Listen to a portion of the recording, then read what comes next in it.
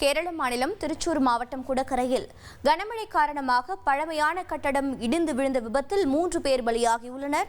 கூடுதல் விவரங்களை செய்தியாளர் சிவசபாபதி வழங்க கேட்கலாம்.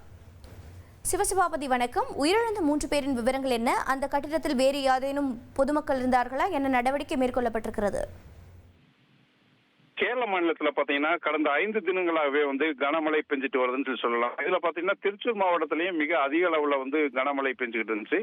நேற்று இரவு பெய்த கனமழையில பார்த்தீங்கன்னா திருச்சூர் மாவட்டம் குடக்கரை ஜங்ஷன்ல இருக்கிற ஒரு 50 வருடத்துக்கு மேலான பழமையான கட்டிடம் பார்த்தீங்கன்னா இடிஞ்சு விழுந்துருச்சு. இந்த கட்டிடம் பார்த்தீங்கன்னா அதாவது பல வருடங்களா ஒரு சில வருடங்களா பார்த்தீங்கன்னா வெளிமாநில தொழிலாளர்கள் தங்க வைக்கிறதுக்காக வேண்டிய வாடகைக்கு விடப்பட்டிருக்கு.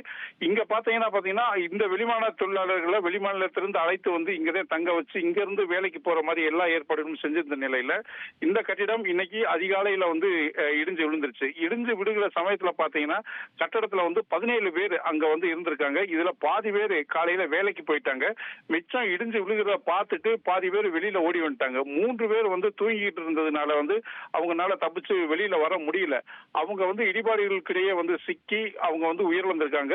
அவங்களுடைய உடல் ஜேசிபி மூலமா அந்த கட்டிடத்தினுடைய கழிவுகள் எல்லாத்தையுமே அந்த ஸ்லாப் அந்த மண்ணு கல்லு எல்லாத்தையுமே அகற்றப்பட்டு அவங்களுடைய உடல் மீட்கப்பட்டு அரசு மருத்துவமனையில கொண்டு போய் பாக்குறப்ப இவங்க 3 பேரும் இடிபாடுகளை சிக்கி இறந்துட்டாங்க அப்படின்னு சொல்லிட்டு உறுதி செஞ்சிருக்காங்க. மேலும் இந்த சம்பவத்திற்கு காரணமானவங்க மீது நடவடிக்கை எடுக்கப்படும் அப்படின்னு சொல்லிட்டு திருச்சூர் மாவட்ட கலெக்டரும் சொல்லியிருக்காரு. இது மட்டும் இல்லாம வெளி மாநிலத்திலிருந்து வங்கி அதாவது இங்க தங்கி வேலை செய்யறவங்க இது மாதிரி ஒரு இறப்பு ஏற்பட்டது அவங்களுடைய ஒரு அச்சத்தையும் ஒரு அதிர்ச்சியையும் ஏற்படுத்திருக்குன்னு சொல்லலாம்.